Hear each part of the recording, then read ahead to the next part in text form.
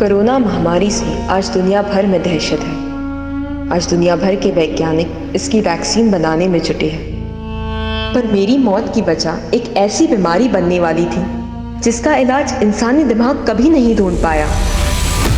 अब हम तुमसे डरने नहीं वाले, समझे? अच्छा, तो हमारी बिल्ली हम पर ही पंजा मारेगी? हमने कभी सोचा भी नहीं था हमें तुमसे ऐसे बात करनी पड़ेगी। हेलो हेलो,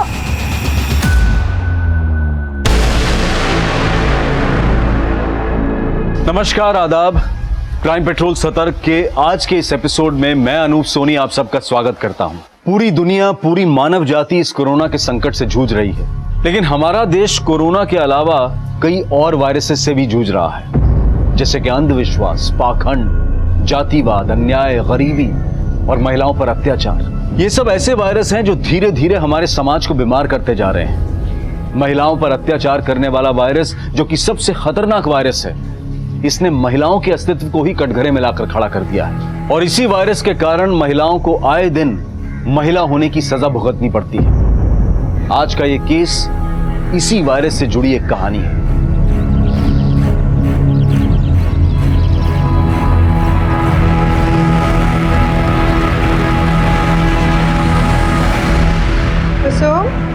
तुम ये चौका चूल्हा छोड़ो बेटा, हम कर लेंगे सब। जाओ तुम। माँ, लॉकडाउन खुलने तक ऑफिस तो जाना नहीं, कुर्सी पे बैठे बैठे देखो कितने मोटे हो गए हम। इसी बहाने घर का थोड़ा चूल्हा चौका, घर की साफ सफाई करेंगे ना तो थोड़ा अनुभव भी ले लेंगे। क्या पता इसी बहाने थोड़ा सा वजन कम हो जाए हमारा। अरे ले लीजिए। अरे कुसुम, तुम्हारा तो पता नहीं, लेकिन ये लॉकडाउन खत्म होते होते तक ना हम घिसी हुई टिकिया बन जाएंगे। कि कोरोना वायरस के चक्कर में 3-3 बार कपड़े बदलते हैं और हमको 2-2 बार कपड़ा धोना पड़ता है। अरे दीदी, आप टेंशन क्यों लेती हो? कोई बात नहीं, आपका भी थोड़ा बहुत अनुभव हम बांट लेंगे। कभी कभी हम भी कपड़ा धो दिया करेंगे, ठीक है? अरे अपने बड़के भैया का अनुभव भी बांट लीजिए। लॉकडाउन से पहले तो काम लगा नहीं, और अब आने वाले समय में रोजगार कितना मारा मारी होने वाला है। तो क्या कीजिएगा महाराज, क्या चमत्कार दिखाएंगे? अरे पापा, हम अपना कुंडली देख रहे हैं, और इंडिया का भी। सितंबर 2020 में इंडिया बूम है, देश चमकेगा और हम भी चमकेंगे, देख लीजिएगा आप।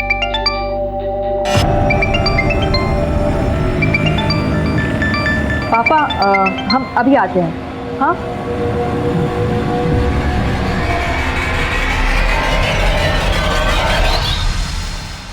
तुम हमको डर के फोन किए हो या हमको डराने को फोन किए हो? डार्लिंग, कैसी बातें कर रही हो? ये मीठी मीठी बातें ना तो करो ही मत हमसे। हम तुमको अपना प्यार जाहिर करने के लिए फोन किए और तुम वायलेंस पर उतर आई हो। तुम पर तो अब भरोसा ही नहीं रहा। अरे क्यों बात का बतंगड़ बना रही हो? नहीं था टाइम, इसलिए नहीं किए कॉल। अच्छा, हमारी बात सुनो। हाँ मुस्कान, हम ना तुम्हें अभी ईमेल भेज देंगे, ठीक है? Okay, bye.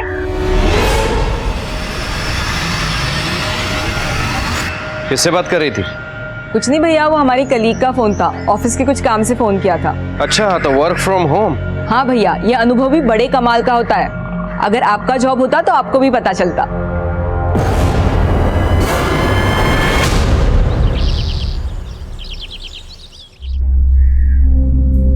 कुसुम, अरे तुम्हारा वर्क फ्रॉम होम चल रहा है ना, तो कहाँ जाने की तैयारी में हो? मम्मी, वर्क फ्रॉम होम तुम्हारा तभी होगा ना जब हमारा लैपटॉप चार्ज होगा, और हमारा चार्जर खराब हो चुका है। यही पास में मारूफगंज में हमारी एक सहेली रहती है, हम तुरंत उससे चार्जर लेकर आ जाएंगे। अच्छा, तो ध्यान से जाना और जल्दी काम खत्म करके सीधे घर आना। जी मम्मी, तुरंत आ जाएंगे। हाँ।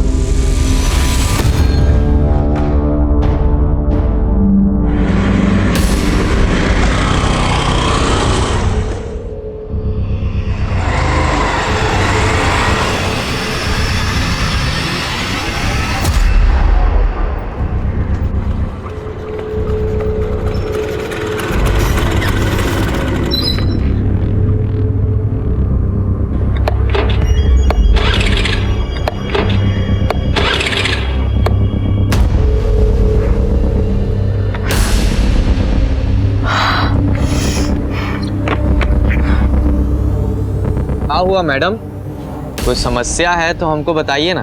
हेलो। हाँ शीतल दीदी, वो हमारी स्कूटी खराब हो गई है। स्कूटी खराब हो गई? अच्छा, अभी कहाँ हो तुम? वो यहाँ अनीसाबाद के यहाँ पे। पर कुसुम, तुम तो मारूफगंज जाने वाली थी ना, तुम्हारी स्कूटी अनीसाबाद में कैसे खराब हो गई? वो हमको फुलवारी शरीफ में 2 मिनट का काम था, सोचा वो भी निपटा ले। और वैसे भी अभी लॉकडाउन के चलते कहीं बाहर जाना तो होता ही नहीं है। तो बबलू भैया है ना, वो तुम्हारे पीछे ही निकले थे। एक बार उनको फोन करो, क्या पता वो तुम्हारे आसपास ही हो। बबलू भैया हमारे पीछे निकले थे? हाँ। अच्छा तुम रुको, हम बबलू भैया को फोन करके बोलते हैं, वो तुम्हें अनीसाबाद से पिक कर लेंगे। हाँ ठीक है, चलेगा।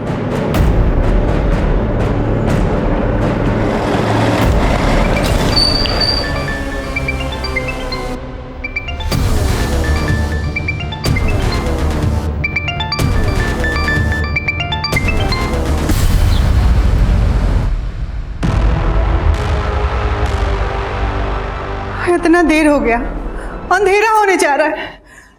ना कुसुम का फोन लग रहा है, ना बबलू का फोन लग रहा है। हाँ, हमको चिंता हो रहा है। गली मोहल्ला पूरा सून हो गया है।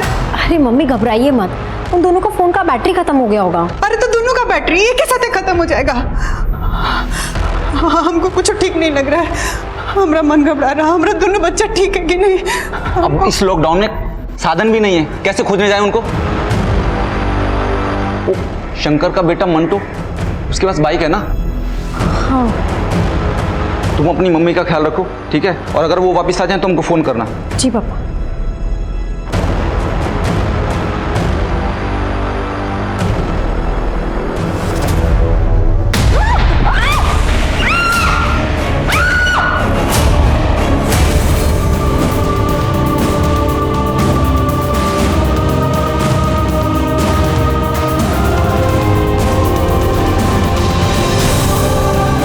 कोरोना वायरस की पहले लॉकडाउन की रात में जब पूरे देश में कर्फ्यू था, तब एक परिवार के दो भाई बहन कुसुम और बबलू लापता थे।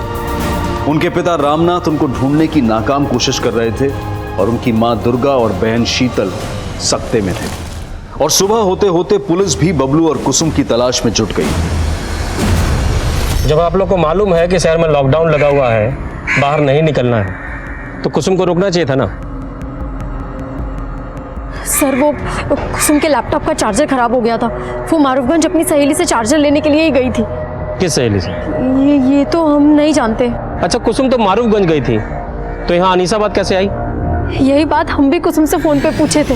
पर कुसुम तुम तो मारूफगंज जाने वाली थी ना, तुम्हारी स्कूटी अनीसाबाद में कैसे खराब हो गई? वो हमको फुलवारी शरीफ में 2 मिनट का काम था, सोचा वो भी निपटा ले। अच्छा तुम रुको, हम बबलू भैया को फोन करके बोलते हैं, वो तुम्हें अनीसाबाद से पिक कर लेंगे। हाँ ठीक है, चलेगा।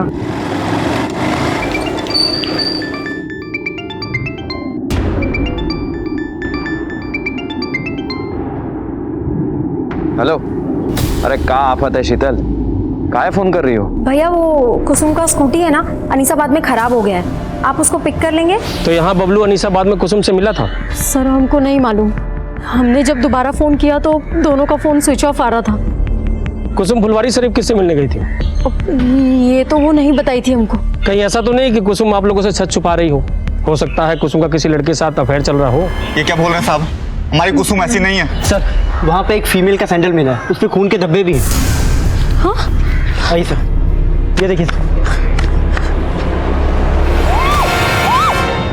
ये तो कुसुम का ही सैंडल है। सर ये सब देख के तो लग रहा है कि यहाँ पे कुसुम के साथ जरूर कुछ गलत हुआ है। माना कि सबूत मिला है, लेकिन कुसुम का स्कूटी यहाँ पे खराब हुआ था, तो क्या कुसुम स्कूटी समेत गायब हो गई? उसका भाई बबलू वो बाइक समेत गायब है। ऐसे कई सवाल थे जिनके जवाब कुसुम और बबलू के घर वालों से भी नहीं मिले थे। जैसे कि कुसुम घर से निकली थी मारूफगंज जाने का कहकर। यही पास में मारूफगंज में हमारी एक सहेली रहती है, हम तुरंत उससे चार्जर लेकर आ जाएंगे। तो क्या मारूफगंज में कुसुम की कोई सहेली थी, या फिर घर से बाहर निकलने के लिए उसने अपने परिवार वालों से झूठ बोला था? हमको फुलवारी शरीफ में 2 मिनट का काम था। तो फुलवारी शरीफ में ऐसा कौन था जिससे कुसुम मिलने वाली थी? और सवाल यह भी था कि क्या उस शाम कुसुम और बबलू मिले थे, और अगर मिले थे तो फिर गायब कहां हो गए, और अगर नहीं मिले थे तो उनके इस तरह से अचानक गायब हो जाने के पीछे आखिर क्या कहानी थी? सवाल कई थे और जवाब ढूंढने के लिए मारूफगंज से लेकर फुलवारी शरीफ और अनीसाबाद के कई इलाकों में छानबीन शुरू की गई। कुसुम और बबलू के दोस्तों, पड़ोसियों और रिश्तेदारों से भी सवाल जवाब किए जा रहे थे।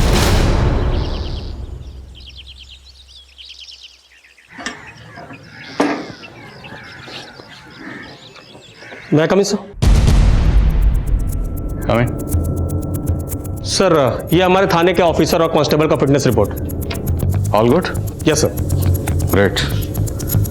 अच्छा, तुम जो भाई बहन के मिसिंग केस को इन्वेस्टिगेट कर रहे हो, उसकी क्या अपडेट है? सर हमारी टीम इन्वेस्टिगेशन कर रही है। हमारे हिसाब से भाई में ही कुछ गड़बड़ है सर। तुम्हें एडिशनल टीम की जरूरत तो नहीं? नहीं सर। फिर भी अगर जरूरत हो बता देना। सर मामूली केस है, वैसे भी लॉकडाउन मैनेजमेंट में आपको ज़्यादा बड़ी टीम का जरूरत है सर। क्यों कह रहे हैं? सर डीएम सर के पास जाने का टाइम हो गया।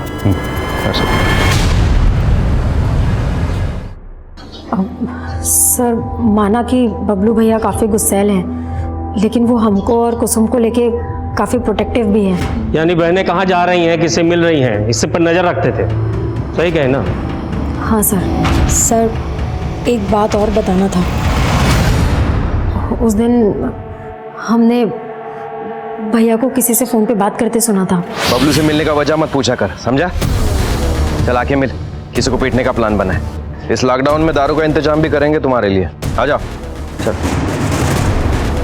आपको तो ये नहीं पता कि कुसुम मारूफगंज किससे मिलने गई थी या फुलवारी शरीफ किससे मिलने जा रही थी, और अब आप बता रही हैं कि बबलू किसी को पीटने के लिए गया था। तो अब इसका क्या समझे हम कि कुसुम ने बबलू को गायब कर दिया कि बबलू ने कुसुम को गायब कर दिया? बस कीजिए सर, हमारा बेटा बेटी 2 दिन से गायब है। आप कुछ बोले जा रहे हैं। ये नहीं कि हमारा बच्चा लोग को आप खोजे ढूंढे कि कहाँ है, कौन हाल में। शीतल के बयान के बाद पुलिस बबलू को जानने वाले हर दोस्त, हर जानकार से मिल रही है।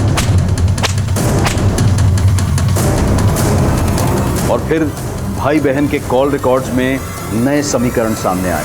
सर बबलू के दोस्तों से ये नहीं पता चल रहा है कि वो उस शाम किसको पीटने वाला था, लेकिन सर बबलू और कुसुम दोनों के फोन उस शाम अनीसाबाद में एक साथ ही बंद हुए थे। यानी दोनों भाई बहन उस शाम मिले होंगे।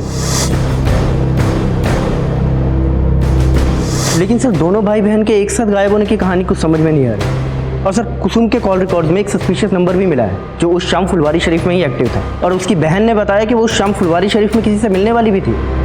किसका नंबर है? Sir number 80। सर ये नंबर मनेर के एड्रेस पर रजिस्टर है और उसी शाम से बंद है जब से कुसुम और बबलू दोनों गायब हुए हैं। ये आप क्या कह रहे हैं सर? हम सच कह रहे हैं, हम किसी कुसुम बबलू को नहीं जानते। जानते नहीं हो तो कुसुम को फोन काहे करते थे? सर जब जानते ही नहीं तो हम क्यों फोन करेंगे सर? ये देख तेरे कॉल रिकॉर्ड, इसमें साफ दिख रहा है कि तू कुसुम से कई बार फोन पे बात करता था। अफेयर चल रहा था ना कुसुम के साथ तेरा? बता कहाँ है, बुलाया उसे फुलवारी शरीफ में? सर हम कभी फुलवारी शरीफ गए ही नहीं। और सर जिन कॉल रिकॉर्ड्स की आप बात कर रहे हैं सर, ये हमारा पुराना नंबर है।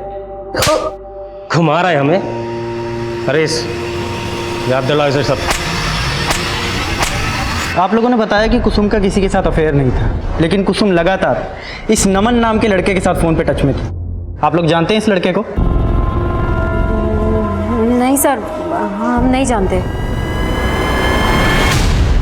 सर जी वो नमन तो वहीं का वहीं पर है। इस लड़के की डिटेल निकालो। जी सर, पर सर ये भी तो हो सकता है कि वो सच बोल रहा हो और कोई और हो जो उस फोन नंबर का गलत इस्तेमाल कुसुम को फुसलाने के इरादे से कर रहा हो। लेकिन हमें बबलू का एंगल भी देखना होगा, क्योंकि उसके जैसे भाई को ये बिल्कुल गवारा नहीं होगा कि कोई लड़का उसकी बहन से इतनी बात करे।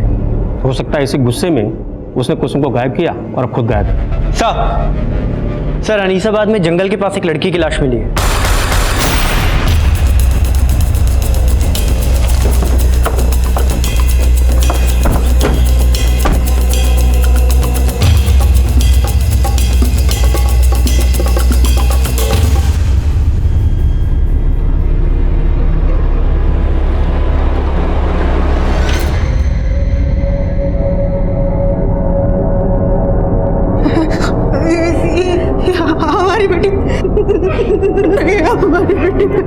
लाश का चेहरा पहचानना काफी मुश्किल है, लेकिन हमें बॉडी पर ये कपड़े मिले। क्या ये कपड़े कुसुम के?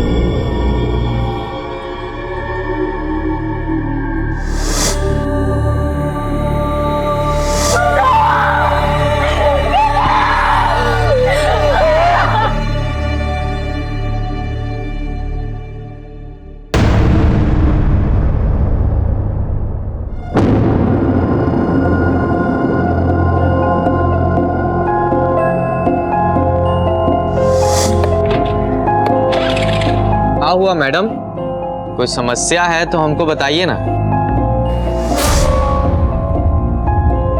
Yes brother Alok, what happened? अरे अभी हम न्यूज में पढ़े हैं, उसका फोटो भी देखे, वही स्कूटी वाली लड़की का मर्डर हुआ है।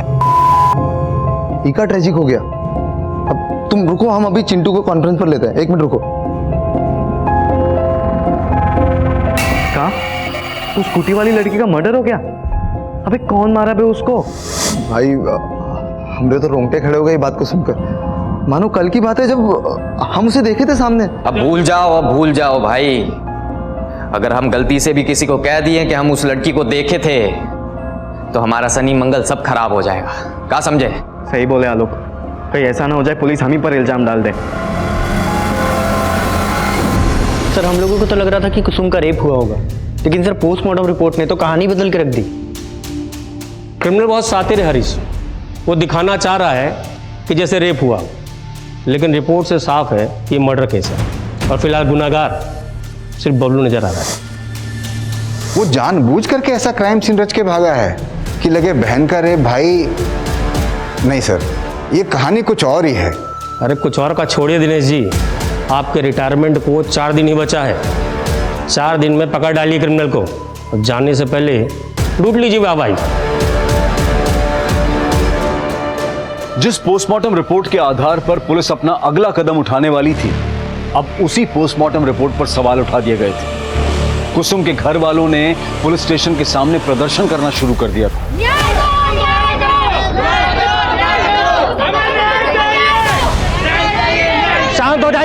शांत हो जाइए। देखिए, कुसुम का पोस्टमार्टम कराने से रिपोर्ट बदल नहीं जाएगा। आप लोग तमाशा बंद कीजिए, हमारा सहयोग कीजिए। मीडिया इस मुद्दे को लगातार रिपोर्ट कर रहा था, जिसके बाद थाने के सीनियर पुलिस ऑफिसर को इस केस का संज्ञान लेना पड़ा, जो उस वक्त लॉकडाउन से संबंधित ड्यूटी में व्यस्त थे। राजेश्वर, मालूम है ना गैदरिंग अलाउड नहीं है, फिर ये सब क्या है? सर वो मैं इन लोग को माफ करता हूं। साहब हमें न्याय चाहिए। हमारे बेटे को ठीक से ढूंढा नहीं जा रहा है और हमारी बेटी के साथ कुछ गलत हुआ है। ये लोग कह रहे हैं कि पोस्टमार्टम में सिर्फ मर्डर आया है। साहब आप एक बार आप लाश को देखिए, आप खुद समझ जाएंगे कि उसके साथ कुछ गलत हुआ है। आपकी क्या मांग है हमें मालूम है, हम कार्रवाई करेंगे, लेकिन आप माहौल तो देखिए, इतनी भीड़ लगा के भीड़ हटवाइए यहाँ से। साहब हमको आपसे आश्वासन चाहिए कि पोस्टमार्टम दोबारा होगा और हमारे बेटे को ठीक से ढूंढा जाएगा। मैं आपको यकीन दिलाता हूँ, कानून के दायरे में रहकर जो कार्रवाई बनती है हम करेंगे। ठीक है, अब भीड़ हटवाइए। राजेश्वर भीड़ हटवा। चलिए हटिए, आप लोग हटाओ सबको। चलिए हटिए प्लीज, चलिए। संभाल लोगे, मैं टेंशन ना लूँ। ये संभाला? सर हम लोग पूरा डेडिकेशन के साथ जांच कर रहे हैं सर। जो भी जांच हुई है स्टडी की है मैंने। सबसे पहले वो लड़की क्या नाम है? कुसुम। उसका दोबारा से पोस्टमार्टम करवाना होगा। हरीश, बॉडी को दोबारा पोस्टमार्टम के लिए भिजवा। सर। और वो लड़की कुसुम उस दिन फुलवारी शरीफ में जिस लड़के से मिलने जा रही थी, वो नमन अवस्थी था? सर वो कोई दूसरा ही लगता है, क्योंकि नमन अवस्थी के खिलाफ हमें कुछ नहीं मिला है और नमन लगातार कह रहा है कि वो नंबर उसके नाम पर रजिस्टर्ड तो है, लेकिन उससे वो इस्तेमाल नहीं करता। तो उस नंबर के कॉल रिकॉर्ड से निकलवाए होंगे। सर टेलीकॉम कंपनी में रिक्वेस्ट भेजे हैं, लेकिन अभी तक आया नहीं है लॉकडाउन की वजह से। लेकिन सर हमें बबलू पे ज़्यादा शक है। जब तक सबूत ना हो, कोई भी एंगल महज एक थ्योरी होता है, उससे ज़्यादा कुछ नहीं। और अगर बबलू पे इतना ही शक था तो उसे ढूंढा क्यों नहीं अभी तक? बबलू क्या, तुम कुसुम की स्कूटी तक नहीं ढूंढ पाए? सर वो लॉकडाउन की वजह से। और सर दिनेश जी भी आज ही रिटायर हो रहे हैं सर। अरे हाँ दिनेश जी सर। दिनेश जी आज तो आप रिटायर होने वाले हैं। सर इमरजेंसी का वक्त है, जब तक ये केस सॉल्व नहीं हो जाता तब तक हम ड्यूटी पर ही रहते हैं। अरे नहीं दिनेश, आपने बहुत योगदान दिया है और बाकी टीम है ना, हम संभाल लेंगे। आप आराम कीजिए। Thank you sir. अरे वाह दीदी, आज बड़ी कमाल लग रही हो। ऐसी ही चली जाओ नीरज जी के सामने। कुछ भी बोलती हो तुम, पागल। अरे शादी करनी जा रही हो और वो भी घर वालों की मर्जी से, काहे शर्मा रही हो? नहीं, वो बात तो नहीं है, पर जब भी हम अपना शादी का बात सुनते हैं ना, तो पापा का उदास चेहरा सामने आ जाता है। पता नहीं इतना सारा खर्चा कैसे उठा पाएंगे। अरे दीदी काहे टेंशन ले रही हो, हम 1-1.5 लाख तक जोड़ रखे, दे देंगे पापा को।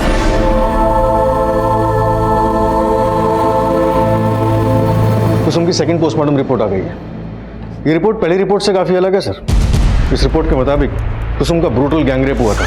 मौत का वक्त तकरीबन 7 बजे और 2:30 बजे के करीब कुसुम ने अपनी बहन शीतल को फोन करके बताया था कि उसकी स्कूटी खराब हो गई है। हाँ शीतल दीदी, वो हमारी स्कूटी खराब हो गई है।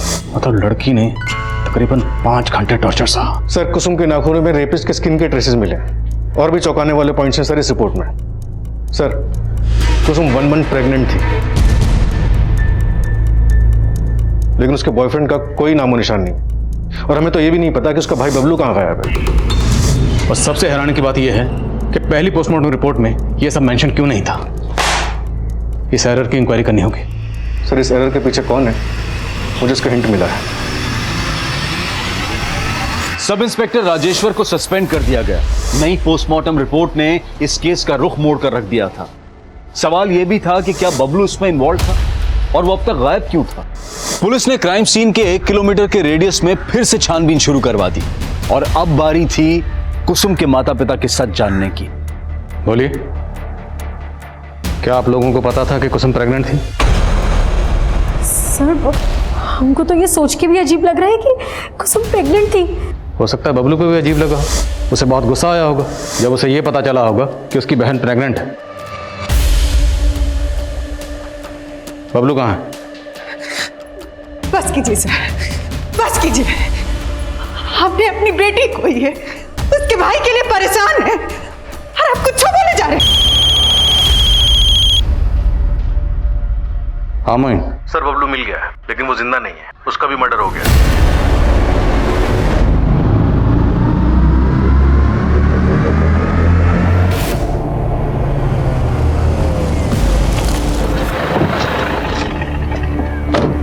सर, लाश के पास कुसुम की स्कूटी और बबलू की बाइक भी मिली है। सब कुछ झाड़ियों से पूरी तरह से छुपाया गया था।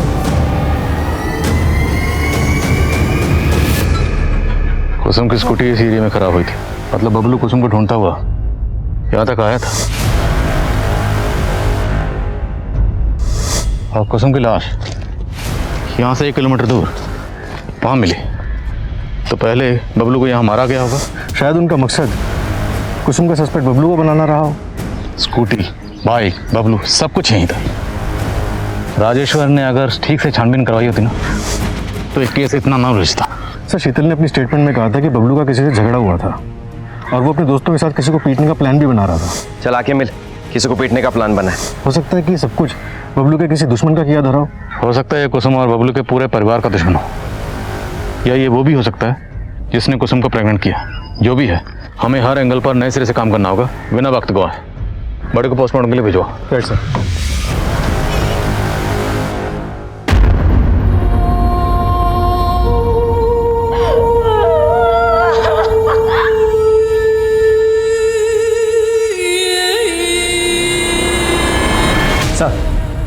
सर, नमन के कॉल रिकॉर्ड्स में एक विमल चौधरी नाम के लड़के का नंबर मिला है। सर, नमन और विमल दोनों का नंबर उस दिन फुलवारी शरीफ में एक्टिव था जहां कुसुम जाने वाली थी। सर, ये विमल, लेकिन सर ये इस वक्त जेल में है। जेल में? जी सर, इसने लॉकडाउन प्रोटोकॉल का उल्लंघन किया था। जब पुलिस वालों ने इससे पूछताछ की तो ये उनसे बहस करने लगा। पुलिस वालों ने इसे जेल में डाल दिया। तो थोड़ी बहस हम भी करते हैं इसके साथ।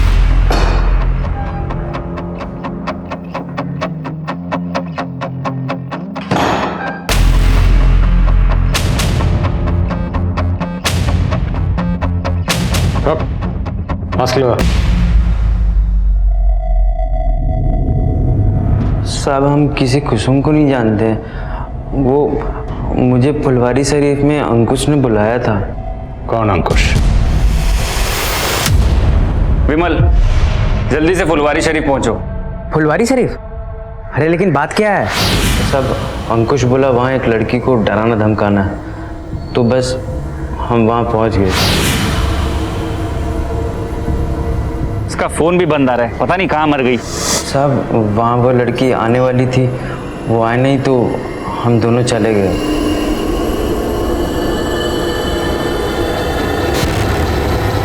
गई थी वो लड़की? हमें तो ये नहीं मालूम कि इसी वो लड़की थी या नहीं। ध्यान से देख, क्योंकि हमने देखा नहीं था साहब। जिस लड़की का तुम लोगों ने रेप किया, जिसका कत्ल किया, तुम लोगों को ये नहीं पता कि वो लड़की कौन थी।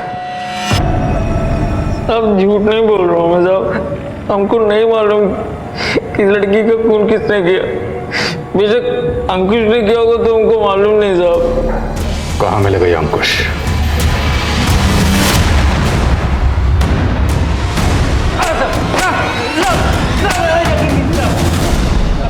साहब, हमने कुसुम के साथ कुछ नहीं किया। हम तो प्यार करते थे कुसुम से। प्यार करते थे? फिर उसे फुलवारी शरीफ में धमकाने के लिए क्यों बुलाया? विमल, सब कुछ भग चुका है। तो ज्यादा स्मार्ट बनने की कोशिश मत करना। वो फुलवारी शरीफ नहीं पहुंची तो तू अनीसाबाद पहुंच गया। वहां पहुंचकर तूने इसके भाई बबलू को मारा। हमारा यकीन कीजिए, हमने कुछ नहीं किया। हम तो बस उसे समझाना चाहते थे कि वो हमें भूल जाए। तेरा अफेयर था ना उसके साथ? इसे प्रेग्नेंट भी तुमने किया था?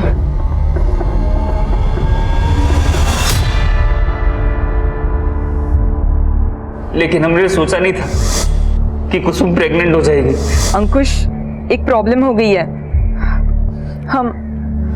हम प्रेग्नेंट हो गए हैं। सर, बहुत बुरा फंसे थे हम। हमारे घर वालों ने हमारा रिश्ता रिया के साथ तय कर दिया।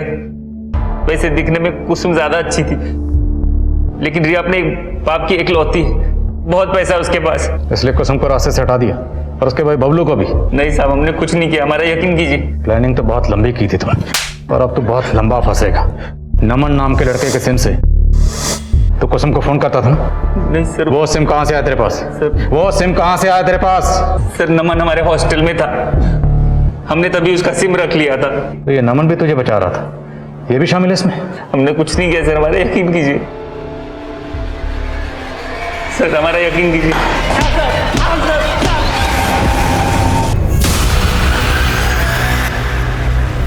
What happened?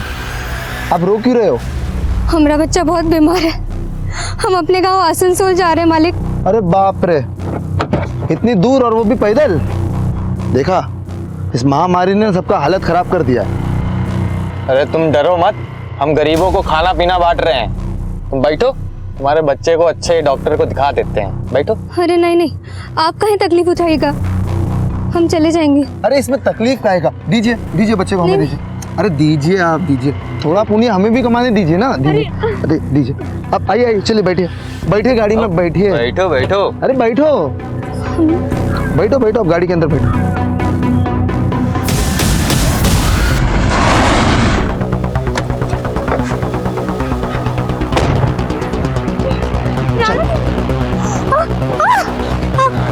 हमको छोड़ दीजिए।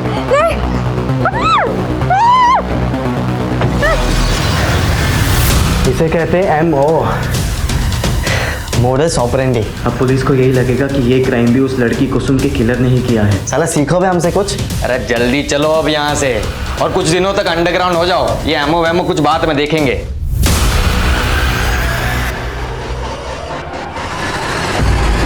सर, अंकुश को बहुत तोड़ा, नमन और विमल दोनों को दोबारा से रिमांड पे लिया, लेकिन सर कोई कुछ नहीं उगल रहा है। ये अंकुश, नमन और विमल, इन तीनों को डीएनए को कुसुम के नेल्स में जो स्किन ट्रेसेस मिले थे उनसे मैच करो। सर। हेलो,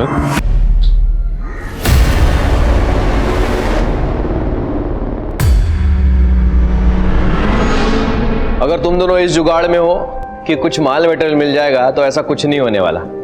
अरे बेरोजगार है हम, कुछ नहीं है हमारे पास। हाँ भैया, लेकिन एक बार पॉकेट में हाथ तो डालिए, क्या पता कुछ मिल जाए। अरे काहे रक्षाबंधन के दिन हमारी इज्जत निकाल रही हो? देखो ना, ये देखो हमारे पॉकेट में कुछ नहीं। ये कहां से आ गया? भैया, ये पक्का कुसुम ने रखे होंगे। हाँ भैया, लेकिन आपसे वापस लेने के लिए नहीं, ये आप ही के रक्षाबंधन का गिफ्ट है। अरे नहीं, रक्षाबंधन के दिन बहन से गिफ्ट नहीं ले सकता। रख लीजिए ना भैया। और वैसे भी कौन से डॉक्टर ने कहा है कि रक्षाबंधन पे भाई को ही बहन को गिफ्ट देना है? दिल का बुरा नहीं था हमारा बबलू, उसी बेरोजगारी ने उसका जबर कड़वा कर दिया।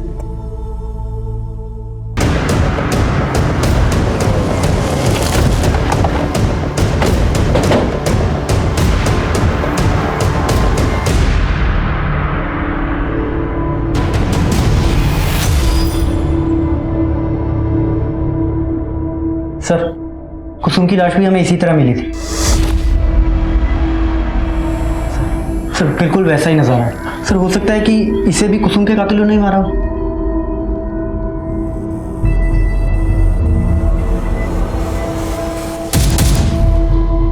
हो सकता है इसके हाथ पैर उस रस्सी से बांधे गए। कुसुम के हाथ पैर पे भी इसी तरह के निशान थे। कुसुम की बॉडी के पास कोई रस्सी मिली थी? नहीं सर, कोई रस्सी नहीं मिली। आसपास चेक करो, सब जगह चेक करो। सब।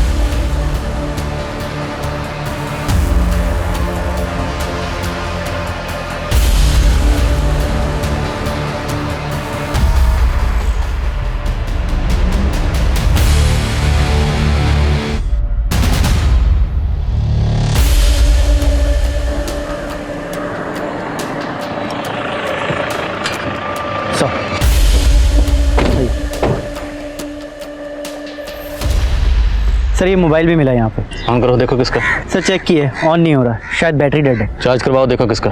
सर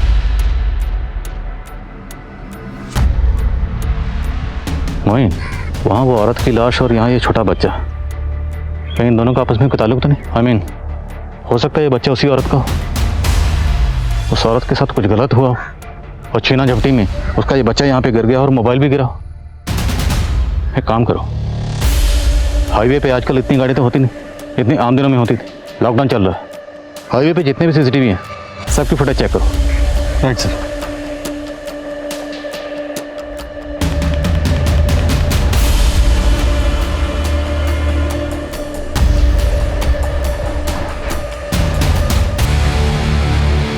सर ये मोबाइल एक नीलम नाम की औरत का है जो एक माइग्रेंट लेबर है।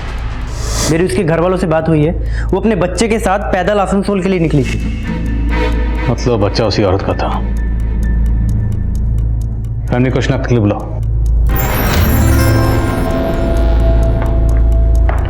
सर, मेरी पोस्टमार्टम डॉक्टर से बात हुई, उस लड़की के साथ भी गैंगरेप हुआ था। यानी उस मजदूर औरत नीलम को पहले मारा गया, फिर पत्थर से उसका सर कुचलकर उसका चेहरा बिगाड़ा था। सर मैंने क्राइम वाले दिन की हाईवे एरिया की सीसीटीवी फुटेज चेक की, वहां एक सिल्वर गाड़ी सस्पिशियस मिली जिसका नंबर प्लेट फेक था। शायद इसी गाड़ी से उस औरत को किडनैप किया गया। और सर क्राइम सीन से जो रस्सी मिली थी मैंने उसके बारे में भी पता किया। वैसी रस्सी बैंत के फर्नीचर को बांधने के काम आती है और बैंत के फर्नीचर बनाने का काम दानापुर में होता है।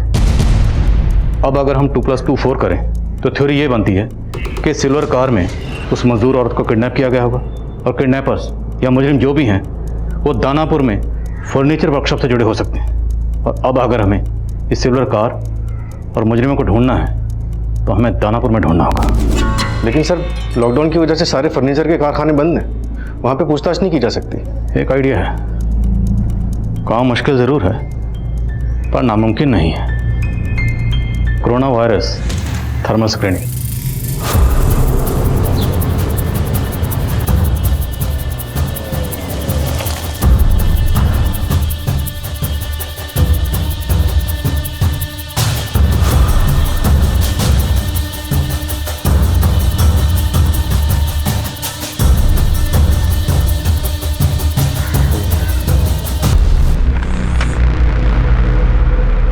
अरे साहब आप?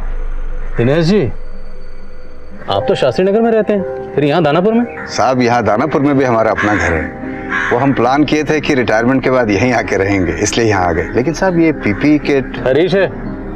अरे हरीश कैसे हो? बढ़िया सर। तो साहब ये कोरोना ड्यूटी में ये थर्मल स्क्रीनिंग का ड्यूटी भी पुलिस को ही दे दी है क्या सरकार? दिनेश जी, आपको कुसुम मर्डर केस याद है? हाँ सर याद है। कोई है शहर में जो लड़कियों को अपना शिकार बना रहा है और हमें पूरा शक है कि वो इसी एरिया का है। साहब यहाँ दानापुर से? जी, और हमें ये भी खबर लगी है कि जो भी है वो सिल्वर रंग की गाड़ी इस्तेमाल करता है। क्या बात है चिंटू, इतना अर्जेंट में काहे बुलाया हो? यार पुलिस को पक्का हमारे बारे में सब कुछ पता चल चुका है। पता चल गया? लेकिन कैसे? अरे वो इंस्पेक्टर मिला था पापा को, कह रहा था कि हाईवे वाले कार में किसी सिल्वर कलर की गाड़ी का इस्तेमाल हुआ है। आज एक खबर सुनकर दिल दहल गया है। एक मजदूर लड़की 500 किलोमीटर पैदल चल के अपने गांव जा रही थी।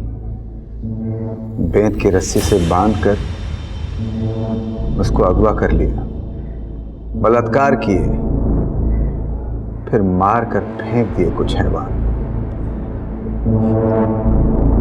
और देखिएगा पापा, इस बार भी कोई पकड़ा नहीं जाएगा। पुलिस के बस की बात ही नहीं है ये। इंस्पेक्टर साहब मिले थे आज हमको और हमको लगता है कि वो जानते हैं कौन लोग हैं इस कांड के पीछे। कोई सिल्वर रंग की गाड़ी को ढूंढ रहे हैं वो। लेकिन हमने तो हमारी सिल्वर गाड़ी का नंबर प्लेट ही गलत लगवाए थे हम, फिर कैसे पता चल गया? देखो पुरानी बातों को छोड़ो, अब सोचो आगे क्या करना है यार।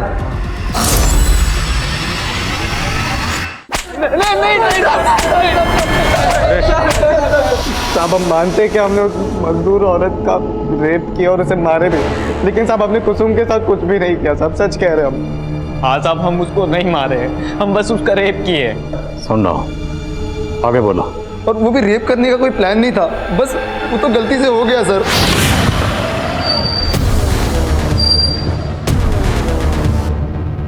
भैया आप कहाँ जा रही थी? भैया वो फुलवारी शरीफ में हमारी एक कलीग रहती है ना, बस बहुत झूठ बोलने लगी हो ना तुम हमसे। अब एक नहीं सुनेंगे, बहुत हो गया तेरा। आवाज नीचे करके बात कीजिए। तेरी आवाज सब ऊपर नीचे कर देंगे हम। बहुत पर लग गया ना तेरे। या लड़की को है कुछ प्रॉब्लम है? कब है?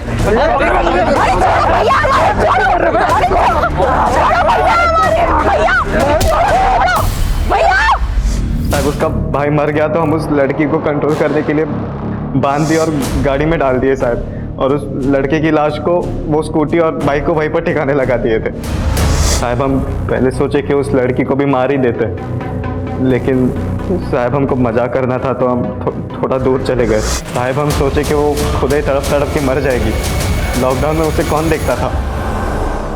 कुसुम को हमको पत्थर से नहीं मारे थे सर, उस मजदूर औरत को जरूर पत्थर मार के उसका चेहरा बिगाड़ा था सर हम लोग। साहब हम ये सोचे थे कि आप लोगों को यही लगेगा कि कुसुम के ही कातिल ने उसे मारा होगा, लेकिन साहब हम कसम से कह रहे हैं हमने कुसुम के साथ कुछ भी नहीं किया साहब, हमने तो उसको जिंदा छोड़ दिए थे वहीं पर।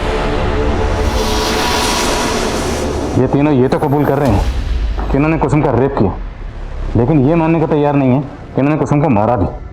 सर मेरी दिनेश जी से बात हुई है, उन्होंने बताया कि वारदात वाली शाम उनका बेटा चिंटू शाम को 6 बजे घर पहुंच गया था, जबकि कुसुम का मर्डर 7 बजे के आसपास हुआ है। और सर मैंने कंफर्म किया है कि चिंटू के दोनों दोस्त आलोक और सनी, वो दोनों भी शाम को 7 बजे अपने अपने घर पहुंच गए थे। तो फिर कुसुम को किसने मारा? पापा, मम्मी, खाना।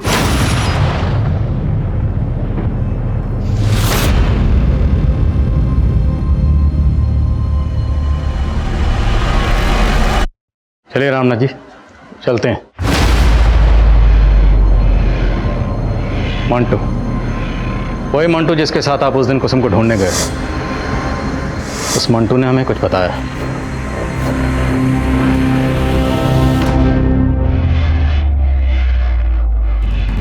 हमारी समझ में कुछ नहीं आ रहा था साहब, जब हमें पता चला कि कुसुम शादी से पहले ही पेट से है।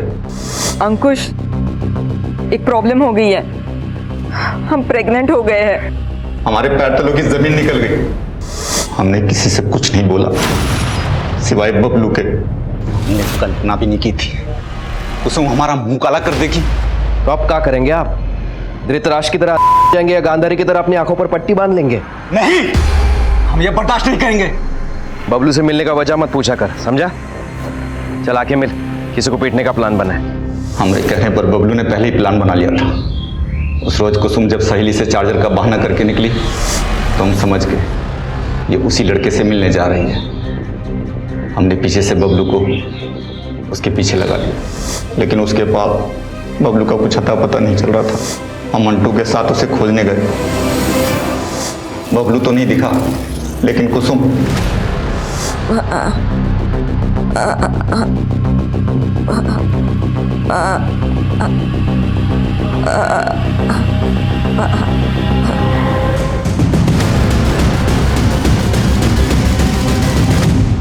हमने मंटू से विनती की और इतना ही बोला कि उसका रेप हुआ था, समाज उसे नहीं अपनाता।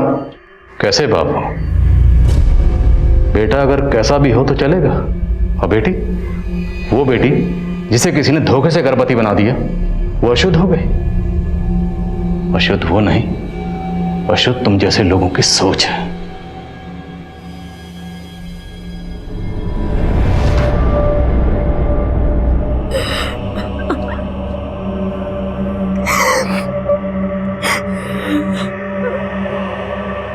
हर इंसान के दो चेहरे होते हैं, एक अच्छा एक बुरा।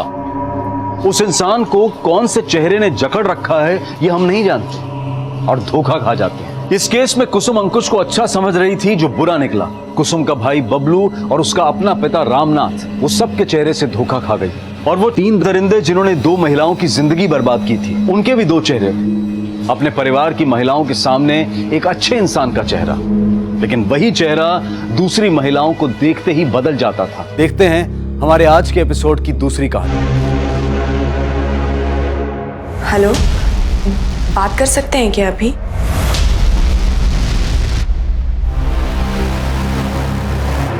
अंधेरे में क्यों बैठा है? ऐसे ही। मुझे डर लग रहा है। हम कुछ गलत तो नहीं करने जा रहे ना?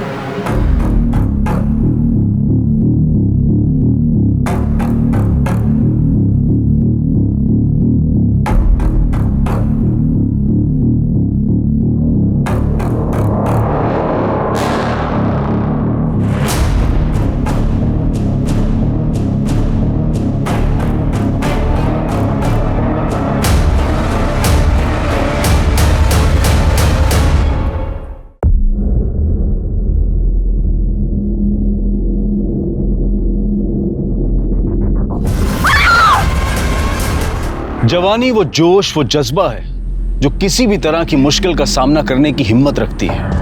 अपने सपनों को पूरा करने के लिए वो कुछ भी कर गुजरती है। लेकिन अगर ये जोश, ये शक्ति दिशा विहीन हो जाए तो ये अपनों के लिए और दूसरों के लिए घातक हो जाती है। घर से भागने वाला ये लड़का और ये लड़की कौन थे? दोनों के बीच में क्या संबंध था? और वो लड़की कौन थी जिसकी लाश कुएं में तैर रही थी? 2 अलग अलग शहर और 2 अलग अलग समय पर शुरू हुई ये कहानियां कुछ इस तरह मिली कि एक बेहद भयानक और दिल दहला देने वाला अपराध सामने आया।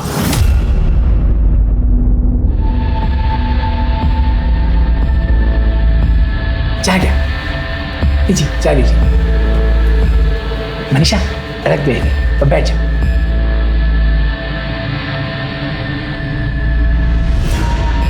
मुझे लड़की पसंद है, मेरी तरफ से शादी कर। बस अब जल्दी से जल्दी एक मुहूर्त निकाल लीजिए, शादी करें। ठीक है, नक्की। लेकिन बाबा, मुझे शादी से पहले 6 महीने का वक्त चाहिए। मैं अपने पैरों पे खड़े होना चाहती हूँ। मैं ब्यूटी पार्लर का कोर्स करना चाहती हूँ बाबा। क्या बात कर रही है तू? हाँ चुप बाबा, कोई बात नहीं, तुमको जो करना है वो करने दीजिए। हम 3 महीने बाद शादी कर लेंगे, ठीक है?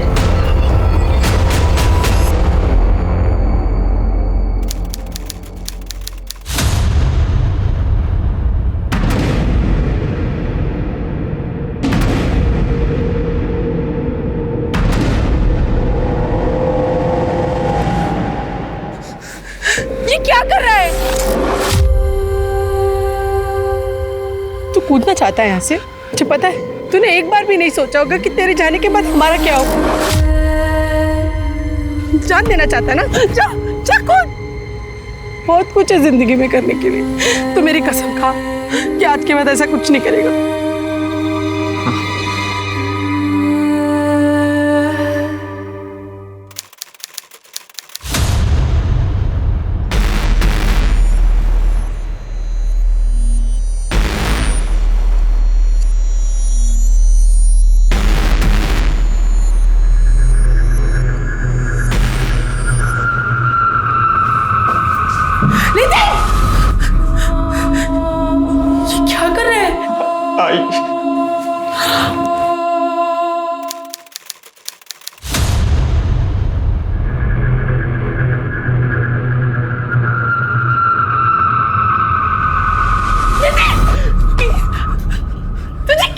समझाया, तू समझता क्यों नहीं? मरना चाहते तो मार जा। मैं 2 बोतल और लाके देती हूँ, मार दे हमें जीते जी। प्रेमिला शांत हो जाओ। प्रेमिला ए बेटा, कसम खा कि आज के बाद ऐसा कुछ नहीं करेगा। ए नितिन, भूल जा, जो हुआ उसे भूल जा। तेरी आई बाबा तेरे साथ है हमेशा।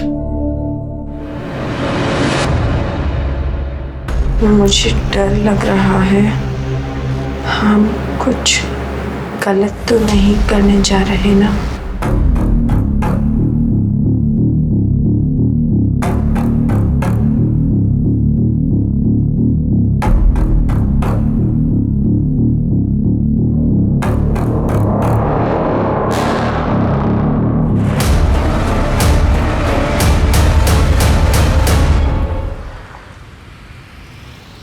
नितिन, नितिन, नितिन 8 बज गए, उठ जा बेटा। नितिन कब से आवाज लगा रही हूँ, उठ जा। नितिन, क्या हुआ? सुबह सुबह क्यों चिल्ला रही हो बच्चे पे? इतना चिल्ला रही हूँ तो भी नहीं उठ रहा है। हाँ, मी बघतो। बघा।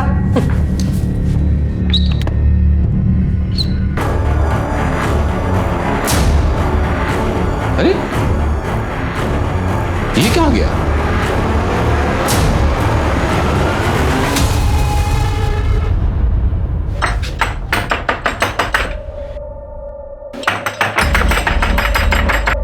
कहाँ है वो? हाँ, है कहाँ वो? बेटा इस वक्त बैठो। ये सब छोड़ो और मुझे बताओ कि कहाँ है वो? अरे बैठो तो सही, बताता हूँ। अगर वो अगली बार मुझे यहाँ नहीं मिली ना तो मैं ये सगाई तोड़ दूंगा, और बाद में बोलना नहीं कि मैंने आपको बताया नहीं था। सुनो बेटा, मेरी बात तो सुनो, सुनो मेरी बात। अभी तो चला गया, अगली बार आया तो क्या जवाब देंगे? ये सब ना तेरी वजह से हुआ है। अगली बार आएगा ना तो तू जवाब देना उसको।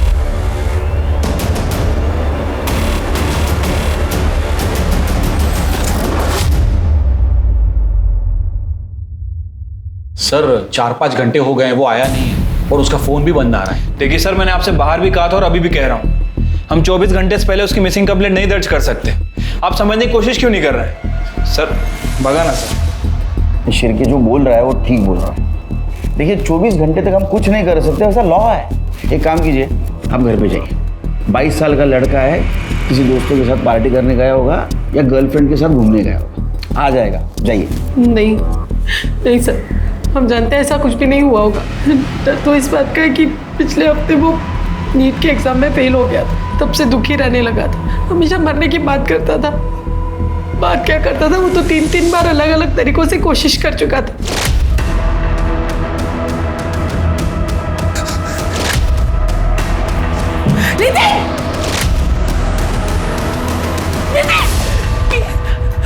आपने उसको आखिरी बार कब देखा था? 10-10:30 के आसपास खाना खा के वो अपने कमरे में चला गया। मैं देर तक टीवी देखता रहा, फिर मैं भी सो गया। सर सुबह उठ के देखा तो वो अपने रूम में नहीं था।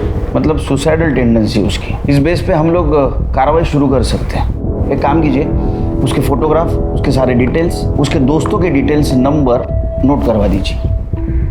हम लोग कार्रवाई शुरू कर देंगे।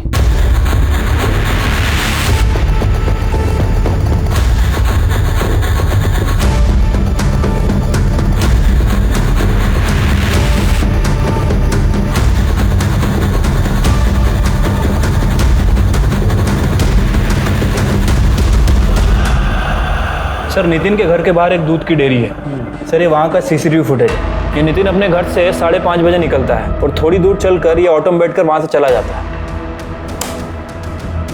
ये ऑटो का नंबर लो और आरटीओ से पता करो किसका है, और इसके ड्राइवर नितिन को कहाँ ड्रॉप किया। ठीक है सर।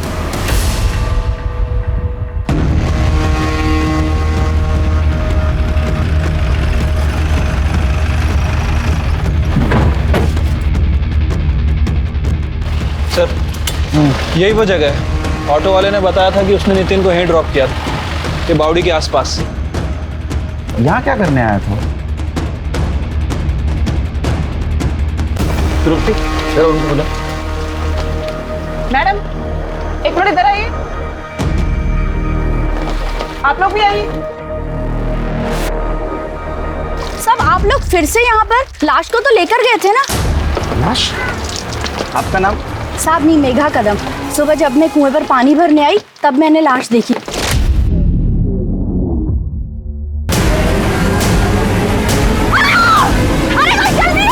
खड़की पुलिस चौकी पर। आपको पक्का यकीन है वो लाश लड़की की थी? हो साहेब, सलवार कमीज पहनी थी, लंबे बाल थे, तो लड़की ही थी ना। वो पुलिस चौकी वाले ले गए लाश को। आप जानती थी उस लड़की को? मैं नहीं जानती, और वो यहाँ की नहीं लग रही थी। साहब ये एरिया से कोई लड़की भी गायब नहीं है। जब लाश को कुएं में से निकाला पूरी तरह से सड़ चुकी थी, बहुत बास आ रही थी साहब। उसका चेहरा पहचानने लायक नहीं था। इसका मतलब लाश काफी दिनों से कुएं में थी। लाश इतने दिनों से कुएं में पड़ी थी, लेकिन उसको आज देखा आपने। सर वो कुएं का पानी हमें वापरत नहीं, तो घर पर नल है, लेकिन आज पानी की जरूरत थी तो कुएं के पास आई, तभी लाश देखी। करणे सर, तुम्ही इकडेच थांबा, आसपास के गाँव वालों के हेल्प से इधर सब सर्च करो। ठीक है। खड़की पुलिस स्टेशन। सर वो औरत तो सही कह रही थी, बॉडी तो पूरी तरह से सड़ चुकी है सर, चेहरा पहचानना इम्पॉसिबल है। लगता है 4-5 दिन हो चुके हैं, बाकी डिटेल तो पीएम के बाद ही पता चलेगी। सर बॉडी हम लोग पोस्टमार्टम के लिए भेज ही रहे हैं। सर एग्जामिन करते वक्त हमें ये टैटू दिखा। मनीषा, शायद इसका नाम हो, यही नाम इसकी पहचान करने में हमारी मदद करेगा। हाँ तृप्ति,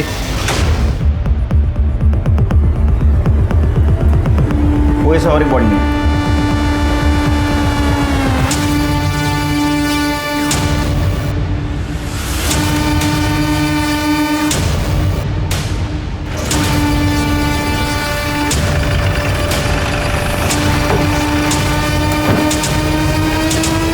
सर लगता है इसने सुसाइड किया है। जैसा कि इसके माँ बाप को शक था, ये सुसाइड कर सकता है। फिर पहले इस कुएं में एक लड़की की लाश मिली, अब इस नितिन की। जरूर इन दोनों में कुछ ना कुछ कनेक्शन है। एक काम करो, खड़की पुलिस चौकी को बोलो वो लड़की का केस हमें ट्रांसफर कर दो और उस लड़की का फेस रिकंस्ट्रक्ट करवाओ, पता तो चले वो लड़की कौन थी। बॉडी को पोस्टमार्टम के लिए भेज दो। ठीक है सर।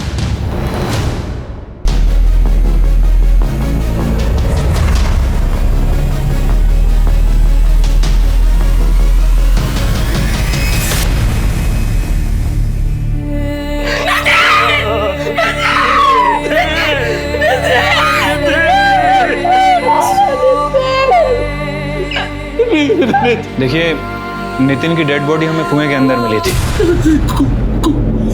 नहीं, ऐसा नहीं हो सकता। मेरे नितिन को पानी से डर लगता तो कुएं में कूद कर अपनी जान नहीं दे सकता। सर इसे तो पानी से फोबिया था सर, उस वजह से उसके दोस्त लोग उसे चिढ़ाते भी थे। इनिशियल तो ऐसा लग रहा है कि ये सुसाइड केस है, इसकी मौत पानी में डूबने की वजह से हुई। बाकी डिटेल्स तो इन्वेस्टिगेशन के बाद पता चल जाएगा। हाँ, और एक लड़की की लाश उस कुएं में मिली।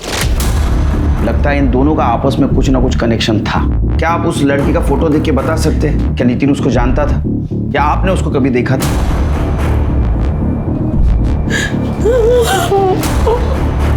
नहीं नहीं नहीं सर, इस लड़की को हमने कभी नहीं देखा है सर। इसकी लाइफ में कोई लड़की नहीं थी सर। मैं उसका बाप हूँ और साथ में सर इसका बेस्ट फ्रेंड भी था सर। सर ऐसा कुछ होता तो ये मुझे जरूर बताता। सर जिस लड़की की डेड बॉडी कुएं में मिली थी उसकी पीएम रिपोर्ट आ गई है। सर रिपोर्ट के मुताबिक उसकी मौत 9 जून को शाम 5 बजे से 7 बजे के बीच में हुई है। मौत गला घोटने की वजह से हुई है। रस्सी या दुपट्टे जैसी किसी चीज से उसका गला घोटा गया। और सर लड़की सेक्सुअली एक्टिव थी, लेकिन मौत से पहले उसके साथ ना तो रेप हुआ और ना ही कोई सेक्सुअल असॉल्ट। एक और अजीब बात सर, लड़की 2 महीने प्रेग्नेंट भी थी। क्या? चलिए एक काम करो, ये लड़की का फिटस नितिन के डीएनए से मैच करवाओ। इन दोनों बॉडीज में जरूर कोई ना कोई कनेक्शन होगा, इसलिए दोनों लाशें हमें उस कुएं में मिली। ठीक है सर। अच्छा, लड़की का चेहरा रिकंस्ट्रक्ट करने के लिए भेजा था, उसका कुछ अपडेट? नहीं सर, अभी तक तो उसके बारे में कोई खास इन्फॉर्मेशन नहीं मिली है। नितिन की कॉल डिटेल्स और mobile location? Sir call record के हिसाब से तो नितिन क्लियर ही लग रहा है। सर उसका फोन सुबह 6 बजे उसी जगह स्विच ऑफ हुआ था जहां में उसकी डेड बॉडी मिली थी। और सर नितिन के कॉल रिकॉर्ड के हिसाब से उसके कॉल रिकॉर्ड में उसकी माँ और उसके प्रोफेसर के अलावा किसी भी लेडी का नंबर नहीं है। अब सर एक बात समझ नहीं आ रही कि जब उसके फोन रिकॉर्ड में किसी लेडी का नंबर नहीं है तो इस लड़की का कॉन्टैक्ट में कैसे आया? और उसके माँ बाप के अकॉर्डिंग उसके पास सिर्फ एक ही फोन और एक ही सिम कार्ड था। सर पिंपरी पुलिस स्टेशन से फोन आया था। वहाँ मनीषा तांबे नाम की एक लड़की की मिसिंग कंप्लेन दर्ज हुई है और जिसकी डिटेल्स कुएं से मिली डेड बॉडी से बिल्कुल मैच कर रही हैं।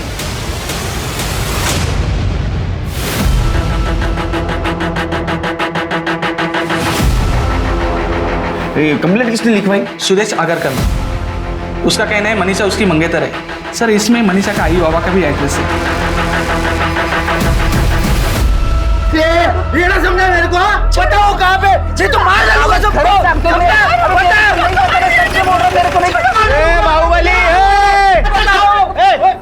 क्या चल रहा है रे? हाँ, किसको मारने की धमकी दे रहे तू? सोडा वाला साहब मुझे क्यों पकड़ रहे साहब? मैंने ही मिसिंग का कंप्लेंट लिखवाया। इनको पूछा ना मनीषा कहाँ है वो? उनको पूछने वाला हूँ, तू बोलने के बाद पूछूंगा ऐसा है क्या? साहब अब मेरे को क्या पूछेंगे साहब? मैं मनीषा का बाप हूँ साहब, फिर भी मेरे को नहीं पता। सच बोल रहा हूँ साहब, पूछो इसको वो कहाँ गई, कहाँ गायब हुई, कुछ नहीं पता साहब हमको। साहब ये मेरे को। हाँ क्या बोलो सर, बोल। क्या बोलूँ साहब? अरे जो बोलने वाला था वो बोल। साहब मैं आपको पूरी कहानी बताता हूँ। 4 महीने पहले मैं मनीषा को देखने आया था। मुझे लड़की पसंद है। मुझे शादी से पहले 6 महीने का वक्त चाहिए। मैं अपने पैरों पे खड़े होना चाहती हूँ। मैं ब्यूटी पार्लर का कोर्स करना चाहती हूँ। बाबा क्या बात कर रही है तू? हाँ चुप चुप बाबा, कोई बात नहीं, तुमको जो करना है वो करने दीजिए। हम 3 महीने बाद शादी कर लेंगे, ठीक है? तब तक आपका कोर्स चालू रखो और शादी होने के बाद हम पूरा कोर्स कर लेंगे। इसका मतलब ये शादी पक्की? बिल्कुल। अरे वाह वाह वाह वाह, बताइए बताइए। वक्त है क्या है? हाँ मिठा लेके आओ जमाई बापू के लिए, जाओ। पूरे 5 लाख। पूरे 5 लाख है ना? जी हाँ। नमस्ते। एक काम कर ले, चाय बनाने के लिए जा जा। देखो तुम चिंता मत करो, अब शादी जैसा तुम चाहोगे ना वैसे धूमधाम से होगी। और वो साखर बुड़ेगा क्या? उसका क्या है? हाँ 2 दिन में कर देंगे ना। मैं पंडित जी को बुलाता हूँ। हाँ कर लेंगे कर लेंगे।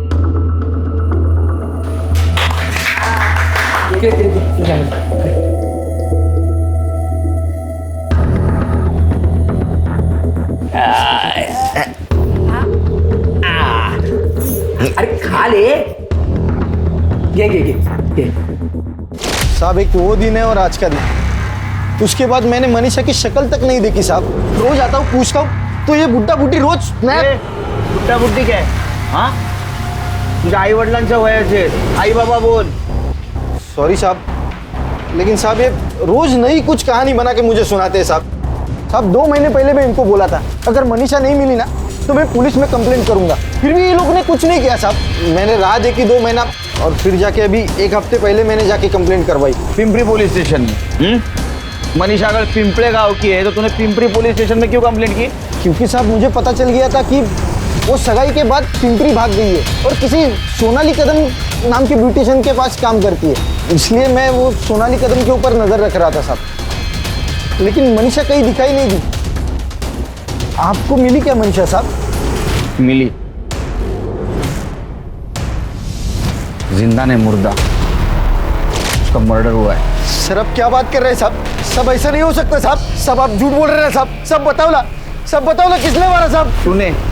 तूने मारा साहब। ये क्या बोल रहे हैं आप साहब? साहब मैं क्यों मारूंगा उसको साहब? मैं तो उससे शादी करना चाहता था साहब। तेरे को पता था वो कहाँ है, तू उसको मिलने गया, उसने तेरे साथ शादी करने के लिए मना किया, तू गुस्से में आया, तूने उसको मार दिया। साहब मैं उसको मिला ही नहीं तो मैं उसको मारूंगा कैसे साहब? उसकी मिसिंग कंप्लेंट तो मैंने ही लिखवाई है साहब। तेरे जैसे बहुत देखे हैं नाटक करने वाले। हाँ अपना खुद का क्राइम छुपाने के लिए ऐसा ही नाटक करते हैं। चले चला घेऊन जा पुलिस स्टेशनला, उधर जाना, सारे डिटेल्स देना। साहब पर मैंने कुछ नहीं किया सर। सर वो अपने पैरों पे खड़ा रहना चाहती थी, कुछ बनना चाहती थी, इसीलिए जाओ जाना साहब, क्यों उसके बारे में पूछ के हमारी इज्जत को उछाल रहे हो साहब? पहले उससे कहीं का नहीं छोड़ा, सब इसकी वजह से वैसा है। इससे बात करने को बोला, जब बात करने को बोलूंगा तब बात कर, शांत रहो। हाँ बोला। सर वो नाम बनाना चाहती थी सर, कुछ बनना चाहती थी वो, लेकिन इन्होंने उसकी सगाई सुदेश से करा दी। फिर उसके बाद वो बहुत दुखी रहने लगी सर। फिर उसकी सहेली रजनी, उसने उसको सलाह दी कि वो भाग जाए। मैंने भी उसको यही सलाह दी। भाई रजनी मुझे रिक्शा से बस स्टॉप तक छोड़ देगी, मुझे उसके आगे से बस मिल जाएगी। मैं पहुंचते ही तुझे फ़ोन करूंगी, तुम चिंता नहीं करना। पहुंचते ही मुझे बता देना और अपना ख्याल रखना बच्चा।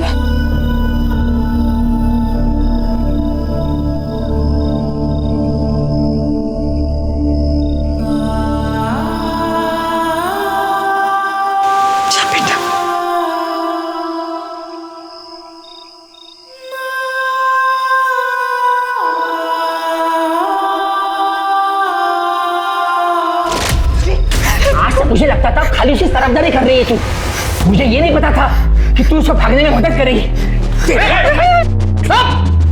तो कब फिर लगा साथ उससे अंदर कर दूंगा। चुपचाप खड़े रहो। हाँ फिर वो रजनी की काकी है कोई आरती साड़वे, उसके पार्लर में काम करने लग गई। वहाँ से बराबर मुझे पैसा भेजती थी। फिर 1 महीने बाद उसने वो नौकरी छोड़ दी। फिर किसी कदम मैडम के यहाँ नौकरी कर रही थी। वहाँ थी तब भी पैसा भेजती थी वो मुझे। आखिरी बार कब बात हुई आपकी मनीषा से? यही 10 दिन पहले। बहुत खुश थी उस दिन। फिर दोबारा फ़ोन ही नहीं किया उसने। आपको पता है वो कहाँ है, कैसी है? दरअसल मैडम हमें लगता है कि मनीषा का मर्डर हो गया। ये फोटो देखिए, ये टैटू बॉडी के हाथ पे बना था। क्या आप पहचानते हैं इस टैटू को? भेज और शेर भेज उसको। मार दिया ना उसको, अब खुश है तू? अरे यहाँ रहती, शादी करती तो जिंदा तो रहती कम से कम। अरे मार दिया रे, मेरे बच्चे को मार दिया रे।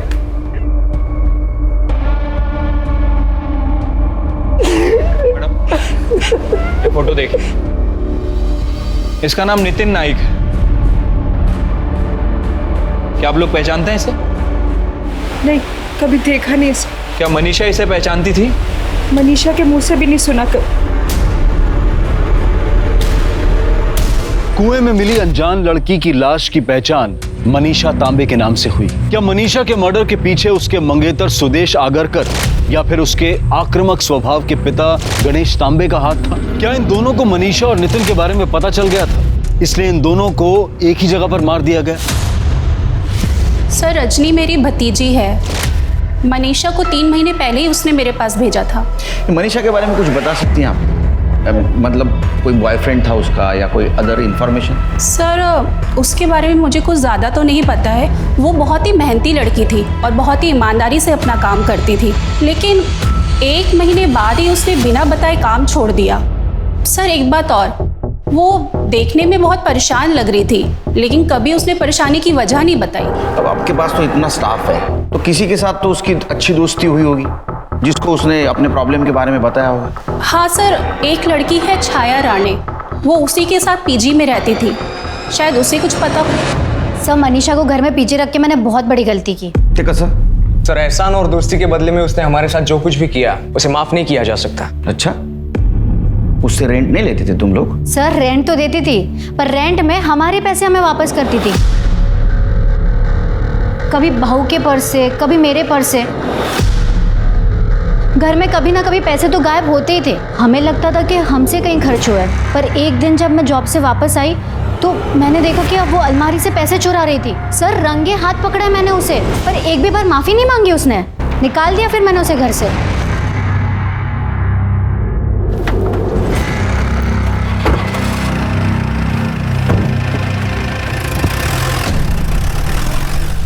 सर, नितिन की पोस्टमार्टम रिपोर्ट के हिसाब से उसकी मौत सुबह 5 बजे से 7 बजे के बीच में हुई है। और सर, मौत कुएं में डूबने की वजह से ही हुई है। रिपोर्ट में ये भी मेंशन है कि उसके गले पर नाखून के खरोच के निशान है, लेकिन प्रॉपर निशान नहीं है। मतलब सर, ये हो सकता है कि किसी ने उसका गला दबाने की कोशिश की, लेकिन पूरी तरह से गला दबा नहीं पाया। यस शिरके, इसका मतलब ये मर्डर है, सुसाइड नहीं। यानी उसको कुएं में किसी ने धक्का मार के गिराया, और ऐसे आदमी ने गिराया जिसको पता था इसको तैरना नहीं आता। एक काम करो शिरके, नितिन के घर से ये खड़की के कुएं तक का सारा सीसीटीवी फुटेज कलेक्ट करवा। हो सकता है मर्डर उसको फॉलो कर रहा हो। ठीक है सर। तृप्ति, डीएनए रिपोर्ट की कोई अपडेट? सर, डीएनए रिपोर्ट अभी नहीं आई है, पर जल्दी आ जाएगी सर। सर, एक औरत आई है, आपसे मिलना चाहती है। बोल रही है कि मनीषा तांबे के बारे में कुछ बताना चाहती है। सर, मैं मंजरी, छाया रानी की पड़ोसी। बोलो। सर, मैं अक्सर मनीषा को ब्यूटी ट्रीटमेंट के लिए घर पे बुलाया करती थी, और एक दिन मुझे बाल स्ट्रेट करवाना था और मैंने उसे घर पे बुलाया था। और फिर एक सेकेंड ना दीदी।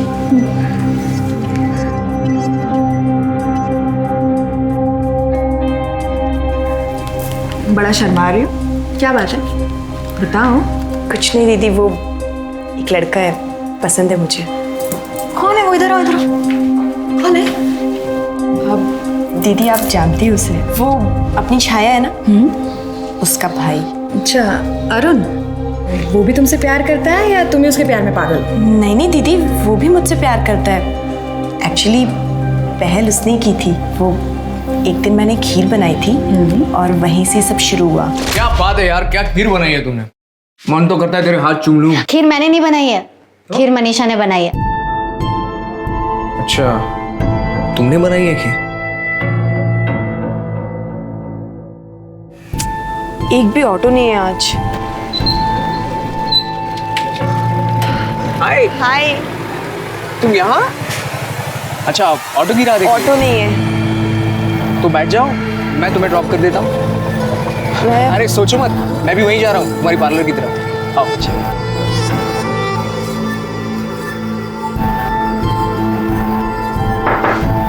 हाय। हाय। दरअसल मुझे तुमसे एक जरूरी बात करनी है।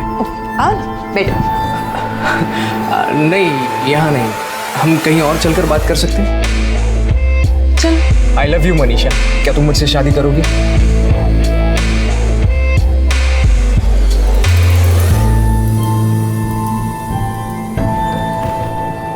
आई लव यू टू।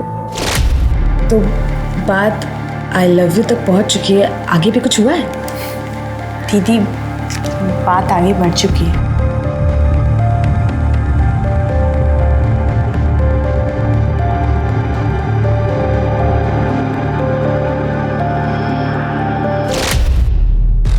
सर मुझे पता था अरुण और छाया आपको ये सच नहीं बताएंगे, और बताते भी कैसे? वो दोनों मिलकर भोली वाली मनीषा को जानबूझकर धोखा दिया। मतलब? सर, एक पैसे वाली लड़की के साथ अरुण की ऑलरेडी सगाई हो चुकी थी और मनीषा को इस बारे में कुछ नहीं पता था। मैंने उसे सब कुछ बता दिया। वो बहुत दुखी हुई और उसने अरुण और छाया से इस बारे में बात की। कितना बड़ा धोखा दिया तुमने मुझे अरुण, वो भी किस लिए? सिर्फ मेरे साथ। छी, शर्म नहीं आई तुम्हें? क्यों नहीं बताया तुमने मुझे कि तुम्हारी एंगेजमेंट हो चुकी है? बताओ, क्यों नहीं बोला तुमने मुझे? बोलो। क्या है, तू इस पे क्या चिल्ला रही है? और तू खुद मेरे भाई पे डोरे डाल रही थी, समझी ना? और बताने का क्या मतलब है? पूरी दुनिया को पता है इसकी एंगेजमेंट हो गई है और तुझे नहीं पता। चाहे तो कैसे बोल सकती है ऐसे? तुझे लगता है अगर मुझे पता होता मैं इसके आसपास भी भटकती? जा रे तू, बकवास कर रही है। अगर लड़की सामने से इशारा कर रही है तो दुनिया का कौन सा आदमी मना करेगा? हाँ, तुम दोनों ने मिलकर धोखा दिया है मुझे। तुम दोनों ने। हाँ, दिया धोखा। क्या कर लेगी? बोलना, क्या कर लेगी? इस धोखे ने मनीषा को बुरी तरीके से तोड़ दिया था, पर उसके बावजूद वो अपने बारे में नहीं सोच रही थी। वो अरुण की मंगेतर के बारे में सोच रही थी और उसने उससे जाके सब कुछ बता दिया। वो सब जानकर उसकी मंगेतर ने सगाई तोड़ दी और इस बात पे अरुण को बहुत गुस्सा आया था। निकल बाहर। दफा हो जाए यहाँ से। जिंदगी बर्बाद करके रख दी है तूने मेरी। जब मेरी जिंदगी बर्बाद कर रहे थे तब खुद पे आया इतना गुस्सा? नहीं ना? अब समझ आ रहा होगा जब खुद के साथ ऐसा होता है तो कितना बुरा लगता है। मैं दुआ करूंगी भगवान से तुम्हारी शक्ल ना कभी देखनी ना पड़े, और छाया, ऊपर वाला ना करे तुम्हारे साथ कभी ऐसा हो। जिस दिन होगा ना तब समझ में आएगा कैसा लगता है जब कोई प्यार के नाम पे तुम्हें बेवकूफ बना रहा होता है, तुम्हारा इस्तेमाल कर रहा होता है।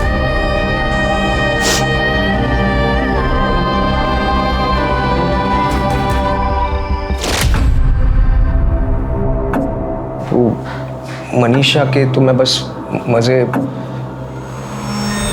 मजे लेना चाहता था। करते वक्त शर्म नहीं आई? बोलने में शर्म आ रही है? सच बताओ, तुमने टारगेट किया ना मनीषा को? और वो चोरी का इल्जाम? वो सर, हमने झूठ बोला था। वो ये मनीषा से बोर हो गया था और सर उसे डर भी लग रहा था कि कहीं इसके मंगेतर को इसके अफेयर के बारे में ना पता चले, तो मनीषा से पीछा छुड़ाने के लिए मैंने मदद की थी और कुछ नहीं किया सर। मैंने पीछा छुड़वाने के लिए मदद की थी या मारने के लिए? सर, ये क्या बात कर रहे हो आप? हम थोड़ी मर्डर करेंगे। उसके मंगेतर के साथ उसका झगड़ा हुआ था। ए, बहुत हो गया तेरा नाटक।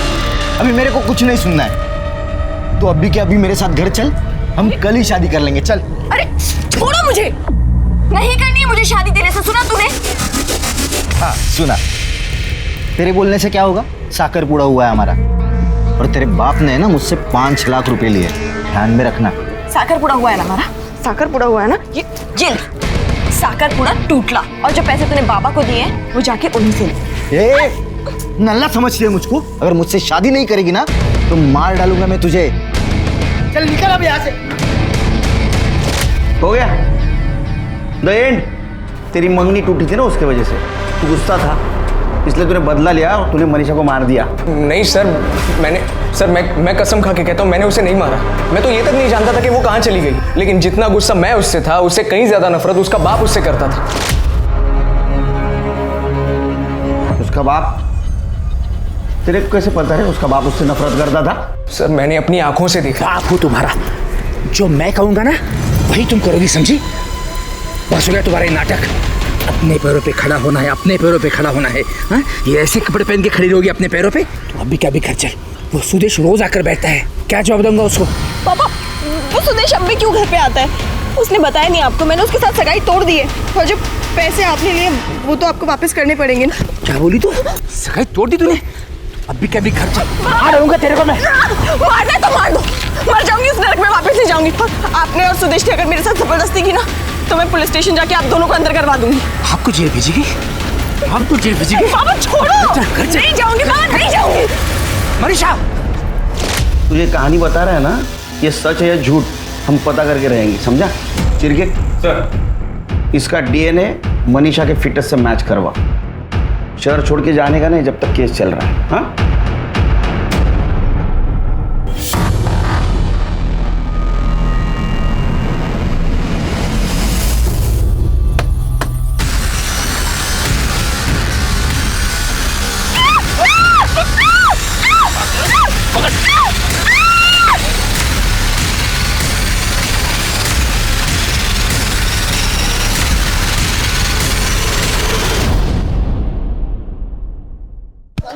सब मारो मतलब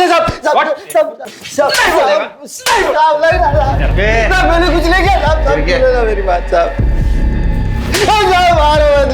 अभी तो 4,999 रुपए का फटके खाए तूने।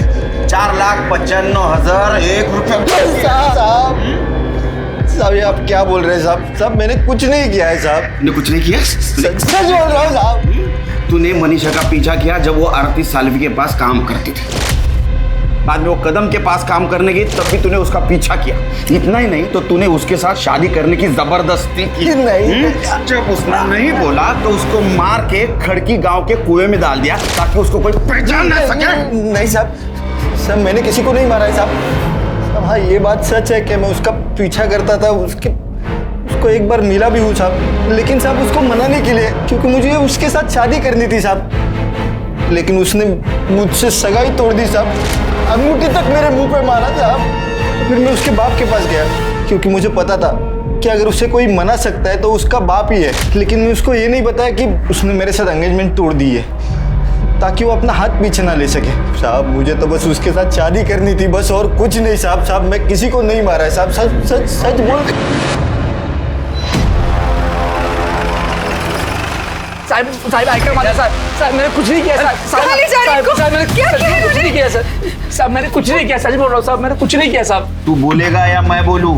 बताता हूँ साहब, बताता हूँ। सब मेरे को मालूम था रजनी ने मनीषा को भागने के लिए मदद किया। फिर मैंने उसको डराया, धमकाया।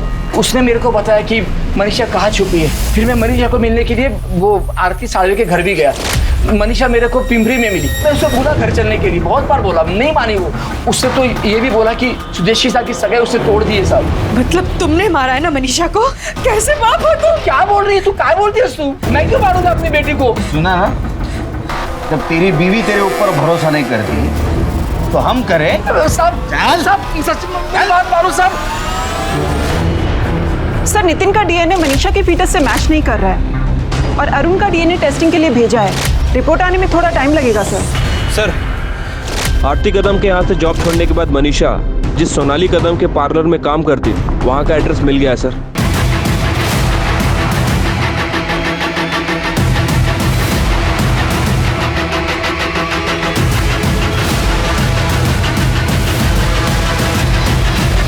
देखिए ब्लश कर रहे हैं ना? सोनाली जी। जी सर। आपके घर गए थे तो पता चला कि आप यहाँ हो, इसलिए यहाँ आना पड़ा। मनीषा के बारे में बात करनी थी आपसे। मनीषा?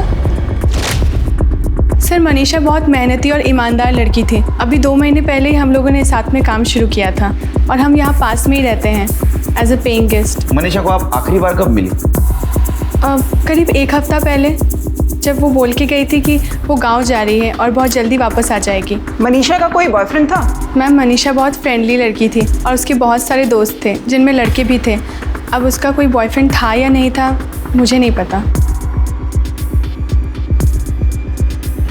ये फोटो बघा, इसका नाम नितिन है, पुणे का रहने वाला है। क्या मनीषा ने कभी इसके बारे में जिक्र किया था? नहीं सर, अब नितिन नाम की किसी भी लड़की का उसने जिक्र नहीं किया था।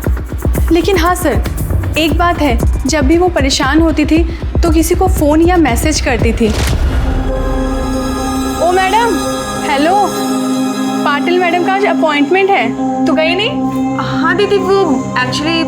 तू फ़ोन क्यों छुपा रही है? क्या है? कुछ भी नहीं। तू किससे चैटिंग कर रही थी? तू फ़ोन। दीदी है ना, कोई स्पेशल है? मैंने उसे कई बार पूछा उसका नाम, पर उसने नाम नहीं बताया। बस इतना कहा कि कोई है जिसकी वो बहुत रिस्पेक्ट करती है। और कोई बात जो आप हमें बताना भूल गई? पर हाँ सर, उसके पास फ़ोन नहीं था तो मैंने उसे अपना फ़ोन और सिम कार्ड दिया था जो काफ़ी टाइम से बंद था, तो वो नंबर वही यूज़ कर रही थी। नंबर बताइए।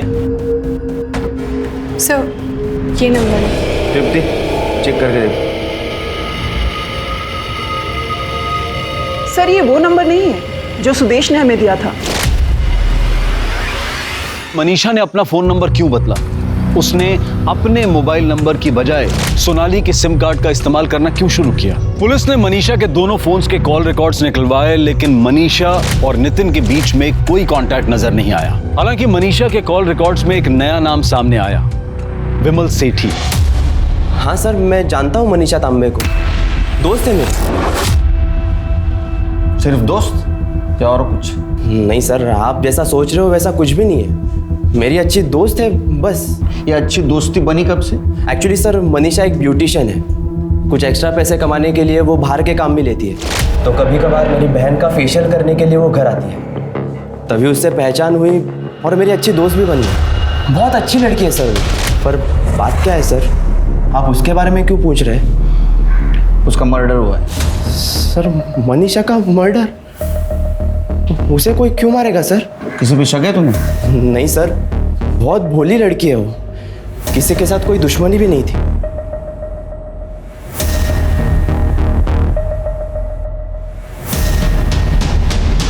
इसे पहचानते हो? इसका नाम नितिन नायक है। नहीं सर, मैंने इसे कभी नहीं देखा। क्या मनीषा ने कभी नितिन नायक के बारे में जिक्र किया? नहीं सर। मनीषा के बारे में कुछ याद आए तो हमें बता देना। मनीषा और नितिन के केस में हर एंगल चेक करने के बाद भी मनीषा और नितिन में क्या संबंध था, पुलिस ये पता करने में नाकाम रही थी। आखिरकार पुलिस को ये लगने लगा कि कहीं इन दोनों केसेस को एक साथ जोड़कर देखना उनकी भूल तो नहीं है। क्या ये दोनों केसेस अलग अलग हैं? अपने इस डाउट को क्लियर करने के लिए पुलिस ने इन दोनों केसेस को एक बार फिर शुरू से खंगाला। क्राइम स्पॉट के मोबाइल टावर रिकॉर्ड्स और उस रूट के सभी सीसीटीवी फुटेजेस को बारीकी से चेक किया गया और जो सामने आया वो रोंगटे खड़े कर देने वाला था। ये सीसीटीवी फुटेज नितिन के घर से कुछ ही किलोमीटर दूर का है। ये देखिए सर।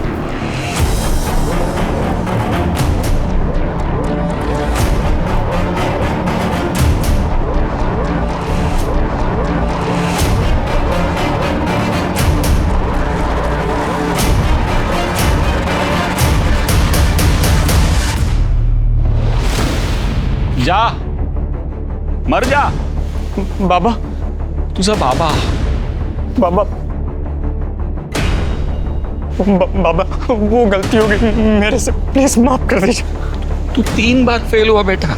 मैं लोन पे लोन ले रहा हूँ, दिन रात मैं ओवरटाइम कर रहा हूँ, मैं हिम्मत नहीं हार रहा हूँ। तू एक फेल क्या हो गया, जिंदगी से हार गया? नहीं बाबा, मैं प्रॉमिस करता हूँ आपको कि मैं खूब मेहनत करूंगा और मैं अच्छे नंबर से पास आऊंगा। आपकी कसम बाबा, आगे से ऐसा नहीं करूंगा। नहीं, तुझे मरना है ना, तू मर जा बाबा, लेकिन गलती होगी। माँ बाप के बारे में मत सोच तू बाबा, तू मर जा बाबा, मैं कसम खा रहा हूं, मर जा।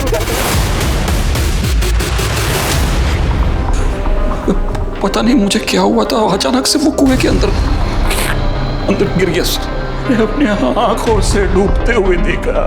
कहते ना, औरत में आदमी से ज्यादा धैर्य होता है। तुम्हारे पत्नी के सामने उसने 3 बार सुसाइड करने की कोशिश की और तीनों बार तुम्हारे पत्नी ने उसकी जान बचाई, और तुम पहली बार अपना धैर्य खो बैठे। बच्चे की याद में छोड़ो अभी जेल में। सर जहां मनीषा की लाश मिली वहां के मोबाइल टावर से पता चला है कि उस दिन वहां चेतन नाम के एक लड़के का मोबाइल एक्टिव था। चेतन उस एरिया का रहने वाला नहीं है सर। इतना ही नहीं सर, चेतन के कॉल रिकॉर्ड्स में एक नहीं बल्कि 2 ऐसे लोगों के नंबर मिले हैं जो मनीषा मर्डर केस के सस्पेक्ट हैं। कौन है वो दोनों? बहुत होशियारी दिखाई, बहुत दिमाग लगाया, बहुत प्लानिंग की, लेकिन कुछ फायदा नहीं हुआ। मर्डर का प्लान करते वक्त कभी भी तुम दोनों एक दूसरे से मोबाइल पे बात नहीं करते थे।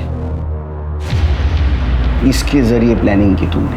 मर्डर के दिन भी तुम्हारे दोनों का मोबाइल घर पे था ताकि तुम्हारा लोकेशन ना पता चले। ये तुम्हारा मोहरा था। जहाँ पे तुमने मनीषा की बॉडी फेंकी वहाँ इसका मोबाइल एक्टिव मिला। बहुत सारे प्रूफ है हमारे पास। अपने मुंह से बोलते हो क्या करड़े को बोलो? करड़े सर ये हारून की गलती है सर। इसके कहने पर हमने सब किया। अरे हाँ सर, जो इसने बोला वो हमने किया। सालो अब मासूम बन रहे हो? मैंने क्या जबरदस्ती की थी तुम पे? हाँ, लेकिन मर्डर का प्लान किसका था? तेरा ही था ना। ये मनीषा को ना छोड़ूंगा नहीं मैं। पैसे मांग रही है ना, ऐसा कुछ करना है जिससे उसे पैसे ही ना देने पड़े। सिर्फ एक तरीका है, मनीषा के पैसे वापस देने से बचने का सिर्फ एक तरीका है तेरे पास। क्या है? मनीषा का मर्डर। मैंने उसे इंटरनेट से कॉल किया और पैसे लौटाने के बहाने से उसे मिलने के लिए बुलाया। पैसे? देखो बारिश हो रही है, अंदर बैठो। मनीषा आखिरी बार प्लीज।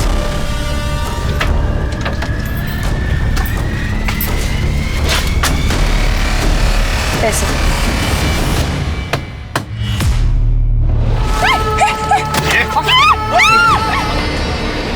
और तू रे एड़ा बन के पेड़ा खाता है। मनीषा के पेट में तेरा ही बच्चा था, पता चला है हमको। सर मैं और मनीषा एक ही गांव के थे, पिंपले गांव। ये अरुण ने उसे धोखा दिया तो वो काफी दुखी थी और मैंने उसी चीज का फायदा उठाया। मनीषा प्लीज प्लीज रोना बंद करो, रोना बंद करो प्लीज। हम एक ही गांव के हैं, एक दूसरे को अच्छी तरह से समझ सकते हैं। मुझे लगता है हमें एक दूसरे का सहारा बनना चाहिए। मैं हमेशा तुम्हारे साथ रहूंगा। बड़ी आसानी से सर वो मेरी बातों में आ गई, बहुत बोली थी।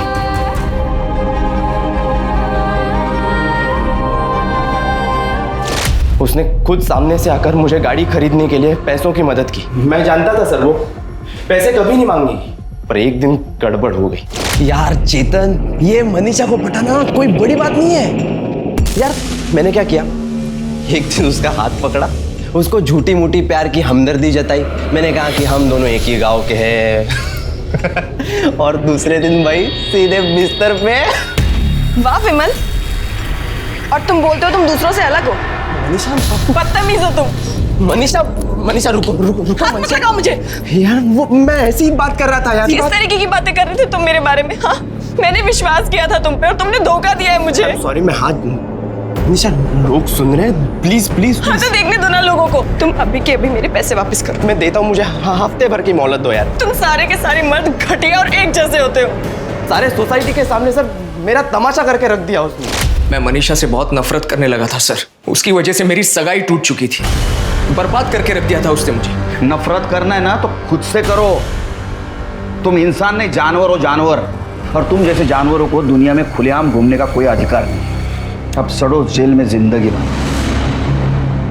भरोसा करना बुरी बात नहीं है, लेकिन सतर्क रहना भी जरूरी है, क्योंकि इस मौका परस्ती के दौर में कौन किसकी पीठ में कब खंजर भोंक जाए ये समझ पाना आसान नहीं है।